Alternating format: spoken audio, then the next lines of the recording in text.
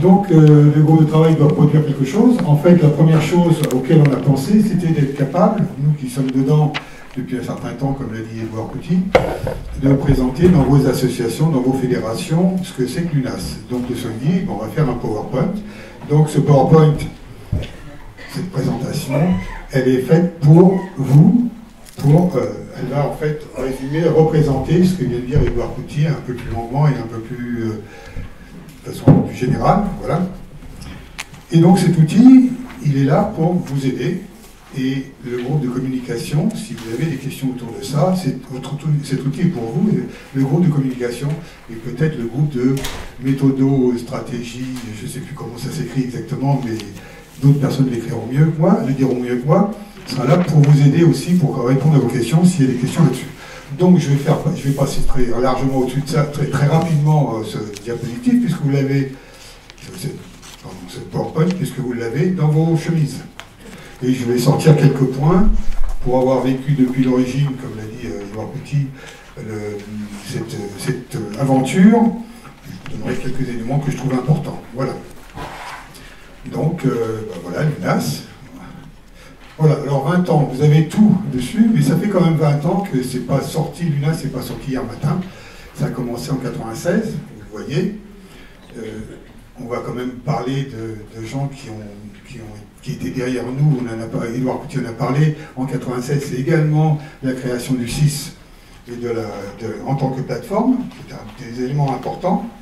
Après, bien sûr, on a eu la loi Kouchner en 2002. On a eu le rapport en 2003, le rapport Serretti, qui commençait à parler d'une création d'une union des associations de santé. En 2004, la représentation des usagers. Et puis, on va passer très vite. Il y a eu beaucoup de rapports sur le sujet. Hein. Serretti, Couty, rapport Cordier, et puis rapport Compagnon. Et en 2016, au 1er janvier, un peu plus tard que le 1er janvier, la création de l'UNAS. Bon, dans la création de l'UNAS, il y a trois éléments importants. Il y a le premier élément important, qui était un amendement à la première lecture à l'Assemblée, qui est l'organisation représentative. C'est-à-dire que l'UNAS est une structure qui va représenter les associations d'usagers. Ça vient d'ailleurs du rapport Cordier, c'est une prise de rapport de Cordier. La deuxième précision qui était faite dans une deuxième lecture, c'était une élection avec des délégations régionales, territoriales. Parce que bon, l'UNAS c'est bien au niveau national, mais la santé, ça a moi je dis toujours, ça a deux grands pieds, un pied gouvernemental ou ministériel, comme on voudra, et puis un pied de terrain qui est très important. Donc une UNAS qui ne serait pas représentée au plus près des patients, des usagers, etc. sur le terrain, serait un truc un peu bancal, très bancal même. Donc le deuxième lieu fait que l'Union nationale a des délégations régionales territoriales auprès des gens. Voilà. Et puis, comme le nerf de la guerre, quand on veut faire quelque chose, c'est l'argent, comme l'a dit Édouard Couty, on a enfin, dans le PLFSS, on a un financement sanctuarisé. Et en plus, pas trop pauvre. Donc c'est très intéressant. Voilà. Alors, les missions de l'UNAS. Ben, la première, c'est déjà, pour la première fois certainement, de façon officielle, d'avoir le droit de donner, non pas de proposer, etc., de donner des avis et des propositions sur le fonctionnement du système de santé. On sait tous que le système de santé a un peu de mal quand même à s'améliorer ou à ne pas se dégrader. Donc c'est une puissance de travail qu'a l'UNAS. Évidemment, animer un réseau d'associations agréées. Agir en justice au nom des intérêts de ses membres et ceux des usagers. Bien sûr, représenter les usagers, puisque nous sommes des associations agréées des usagers. Et nous dispenser la formation pour la formation de ces usagers.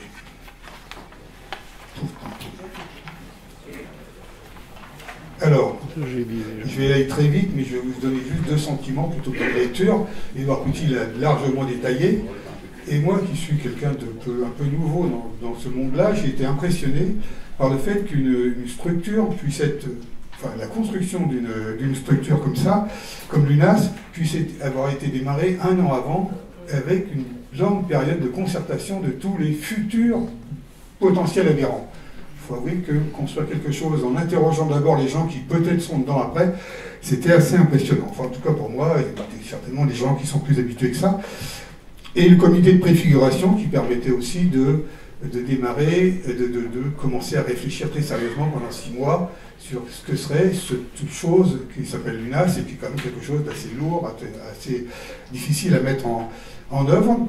Et la participation de beaucoup d'associations, de fédérations, etc., enfin des représentants des associations et des fédérations, a permis d'avoir, dans ce comité de préfiguration, quelque chose qui évolue, qui au départ était un peu coincé, parce que vous savez qu'on a le 6 avec des assemblées, avec des 6 régionaux, enfin, on a tous, chaque association, fédération plus ou moins grosse, enfin, etc. On a tous nos égaux, nos petits précarés à défendre.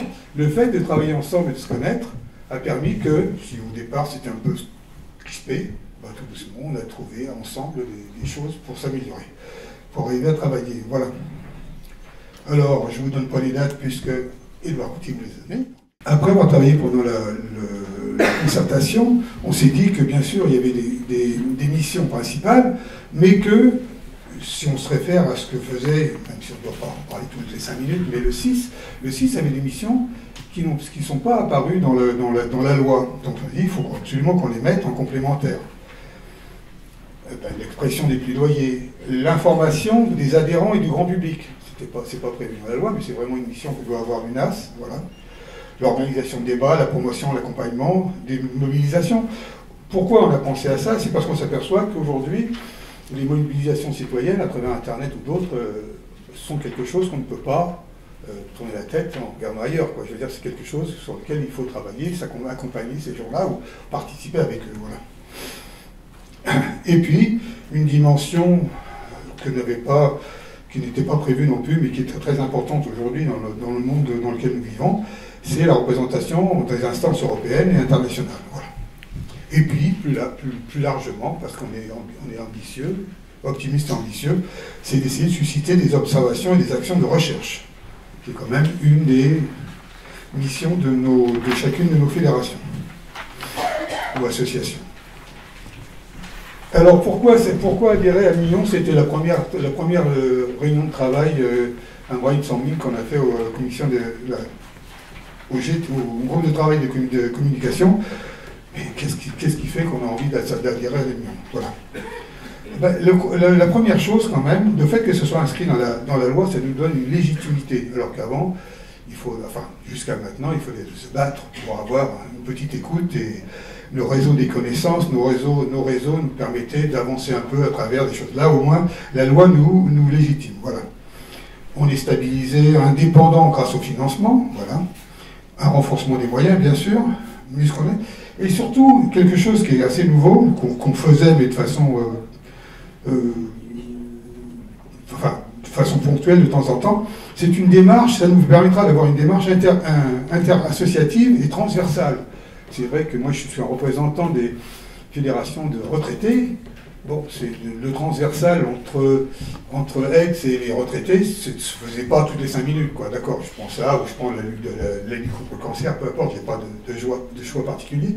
Mais c'est bien d'arriver à travailler ensemble, à essayer de travailler ensemble. Ça va obliger tout le monde à élargir, sortir un peu de son précaré, quoi. Voilà. Alors, et puis, en plus, pourquoi on doit dire à ça? C'est qu'en plus, on a quand même un meilleur écho. Enfin bon, on devient légitime, on nous écoute. C'est pas sûr qu'on fasse tout ce qu'on propose, mais bon, au moins on nous écoute. Voilà. Je pense que la vraie raison, la raison principale d'adhérer à l'UNAS, moi, c'est de travailler ensemble, d'abord que tout le monde soit représenté de façon officielle, on va le voir un peu plus tard. C'est une vraie démocratie au sein de l'UNAS, ça a été un peu compliqué, c'est un peu compliqué, ça ne se passera pas toujours cool, mais au moins tout le monde est là, et tout le monde peut avoir la parole. Et les petits, comme disait Édouard dit tout à l'heure, les petites associations comme les grandes ont toute la parole. Et ça, c'est pas mal. Et on est ensemble. Alors, bien sûr que quand on est ensemble, c'est un peu plus compliqué de travailler tout seul. Mais quand on travaille tout seul, c'est aussi compliqué. Donc, voilà. Donc, c'est quelque chose, c'est vraiment une légitimité et des moyens. Et la force de tous nos... Je pense que l'UNAS, la raison aussi de la rejoindre. On rejoint tous des fédérations, des choses qui sont nos accents. C'est la défense des retraites et de la santé des retraités, enfin sous une forme ou sous une autre. D'autres, ce sont des passions. Voilà. La force, c'est d'être tous ensemble et de vraiment pouvoir travailler, être écouté, être entendu. Maintenant, on sera entendu que si on travaille bien sûr. Un point important, c'est qu'on est indépendant, financièrement, philosophiquement, etc. Voilà.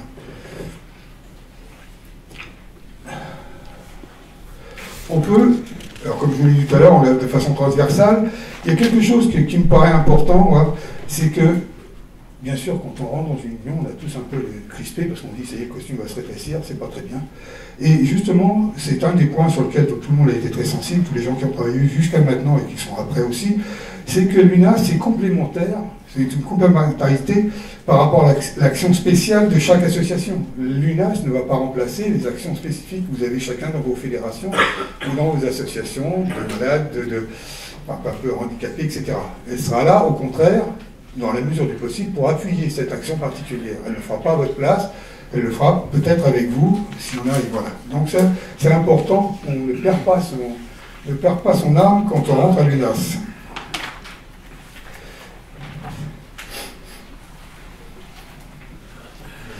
Un autre point important de l'UNAS, ce que je vous ai dit tout à l'heure, c'est sa structure, même si ça a été un peu aussi la loi, elle a mis un peu de temps pour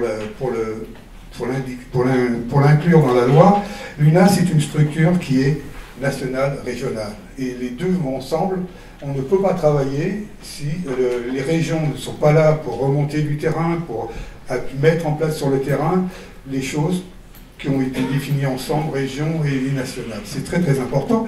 Et cette structuration, elle va certainement être un petit peu compliquée au départ, toujours pareil, parce que c'est un peu comme la transversalité, ça va être compliqué d'écouter tout le monde, de prendre action de tout le monde, etc., de prendre écoute de tout le monde, mais c'est ça qui en fait sa force, quoi. Le jour où on est capable de bien travailler depuis, il n'y a pas de hiérarchie du tout, mais du niveau national au niveau régional jusqu'au niveau territorial, qui touche directement nos usagers ou nos patients, c'est quand même extraordinaire. Voilà. Donc il y a une structure, vous la direz, c'est un peu compliqué, mais voilà. Sachez qu'au niveau de l'UNAS, il y a bien sûr une AG, un CA, etc. Et qu'au niveau du CA, les régions sont représentées, etc. Donc d'une façon vraiment majeure. Donc voilà. Mais je ne vous lis pas tout ça, c'est pas... Voilà. Hop. Là, par contre, l'organisation, le fonctionnement est une chose importante. Je vous ai parlé de démocratie ou de représentativité. Grâce au travail qui a été fait en concertation, pardon, on est arrivé à structurer ceci en collège. Alors, chacun ayant sa particularité. Je vous l'ai dit quand même parce que c'est quelque chose d'assez récent. Et alors, quand on est représentant d'une fédération de retraités, c'est encore plus marquant, parce que pour une fois, on voit un collège dans lequel on parle de personnes âgées et de retraités, voilà, sans que ça soit l'autonomie, sans qu'on parle d'autonomie. Donc voilà, vous avez le groupe des patients, le groupe des personnes en situation de handicap, les familles, les personnes âgées et les retraités, les consommateurs, voilà, et les personnes, quelque chose qui est sorti de la réflexion du groupe de concertation, les personnes en situation de précarité, les gens qui sont un peu plus, qui sont loin de la parole ou de l'écoute. Voilà. Plus quelque chose qui est ressorti parce que on en avait un peu de mal, c'était un peu compliqué tout ça. Certaines associations avaient du mal à se trouver le collège où il fallait, et on s'est aperçu en discutant, mais ça c'est venu de la commission de préfiguration depuis le mois de septembre. Un autre collège qui parle, dans les associations, sur la qualité et la sécurité de la prise en charge. Tous les risques qu'il y a, des soins, etc. Voilà. Très simplement. Et quand je vous disais que dans le conseil d'administration de l'UNAS, les régions sont représentées, c'est quand même 9 membres, dont un des DOM, des départements d'outre-mer, voilà, plus... Certains d'entre nous sont déjà qualifiés, mais on a besoin toujours d'une écoute pour la mise en place de quelque chose qui est un peu nouveau. Voilà. Bon, après, vous avez un bureau de 11 membres. Vous vous apercevez que dans le bureau de 11 membres, quelque chose qui est assez particulier aussi, il y aura un représentant de chaque collèges. Vous voyez que la démocratie et la représentativité vont d'un bout à l'autre de la structure de l'UNAS.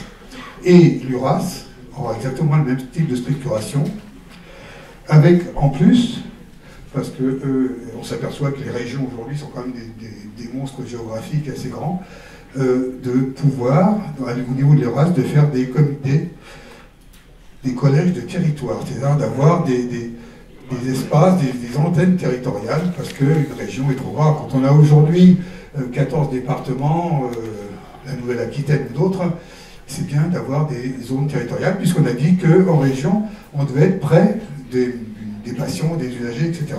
Donc voilà. Comme on a dit qu'on avait une certaine... alors une représentation des territoires, on va dire, si vous préférez, c'est quand même demandé, parce que c'est vrai que, encore une fois, la Nouvelle-Aquitaine avec 14 départements... 12, pardon, merci, c'est gentil, j'avais encore dit une bêtise. Donc 12 départements, on ne peut pas être traité de Bordeaux, quoi, voilà. Donc on parlera de représentativité territoriale. Et on sait aussi aujourd'hui qu'il y a déjà des associations qui travaillent très près du terrain, donc partout, et pas tout à Bordeaux, en Nouvelle-Aquitaine. Donc il est nécessaire qu'il y ait une représentativité de ces territoires, quand c'est nécessaire, et chaque URAS pourra faire fonction de ses moyens, de sa disponibilité, de ses militants, etc., etc. Voilà. Alors, oui, une autre chose. La charte des valeurs. L'UNAS va créer une charte des valeurs, parce que normalement la règle c'est toute association, structure associative qui est agréée par la Commission nationale d'agrément peut lever le doigt et adhérer à l'UNAS sans aucun problème si elle le souhaite. Sauf qu'on s'est aperçu qu'on avait quand même un tout petit peu... il y a un minimum d'engagement quand on rentre à l'UNAS, parce que l'UNAS c'est très bien, c'est très fort, c'est très gros, mais il y a du travail à faire et il faut que tout le monde participe et dans des bonnes conditions avec la bonne pensée, on va dire. Hein, voilà. Donc, pour ça, l'UNAS va se doter d'un comité de déontologie qui va créer une charte des valeurs. Vous avez les premiers éléments, quoi. On ne peut pas être... rentrer à l'UNAS et être représentant des professionnels de santé, par exemple. Je veux dire, un des éléments. Deuxièmement, on va demander aux gens, aux associations qui viendront à l'UNAS, qu'ils aient envie de travailler. Excusez-moi de le dire, mais de temps en temps, on ne vient pas que picorer, on se sauve. On vient aussi participer parce qu'il y aura beaucoup de travail à faire. Voilà, quelques éléments, vous les trouverez là.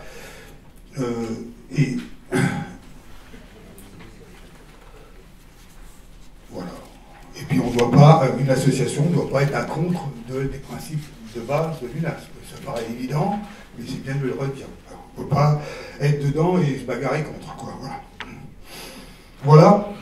Dernier élément, bien sûr on ne vivra pas tout seul l'UNAS, parce que le système de santé, il n'est pas tout seul. Il vit dans un monde beaucoup plus complexe que l'UNAS tout seul.